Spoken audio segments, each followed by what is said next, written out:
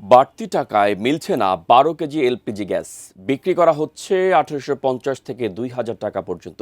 সরবরাহ সংকট এবং ডিলারদের অতিরিক্ত চার্জের কারণে ভোক্তা পর্যায়ে বেড়েছে সংকট।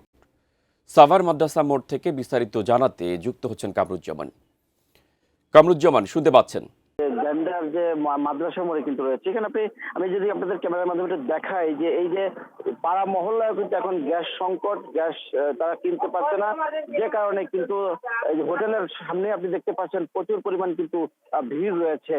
তবে এই যে ভিড়ের কারণ আমরা জানতে পেরেছি, আমরা একজন যিনি বিক্রি করেন আর কি গ্যাস, আমি তার সাথে কথা বলেছি, তিনি আমাদেরকে জানিয়েছে যে এই গ্যাস সংকট হলো যে তারা কিন্তু ডিলারের কাছ থেকে গ্যাস পাচ্ছে না এবং মূল্য মানে অতিরিক্ত মূল্য কারণেও কিন্তু তারা গ্যাস মিলছে না। তবে বেশি টাকায় গ্যাস মিলায় কিন্তু ক্ষুদ্র যারা ভুক্তরা তারা কিন্তু তারা তাদের যে প্রতিক্রিয়া তারা জানিয়েছে, এবং প্রতিদিনই কিন্তু পাড়া মহল্লার মধ্যে গ্যাসের সিলিন্ডার না থাকায় এবং গ্যাসের দাম বেশি হয় কিন্তু ঝগড়া বিবাদে কিন্তু করছে এখানকার মানুষ।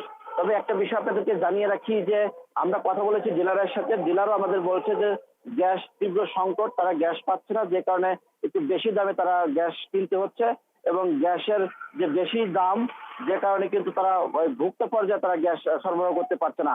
সবকিছু মিলিয়ে কিন্তু এই আমরা এখানে যারা যারা বাড়িতে গ্যাস নেয় তাদের সাথে কথা বলেছি, তারা আমাদেরকে জানিয়েছে তারা বেশি দাম প্রায়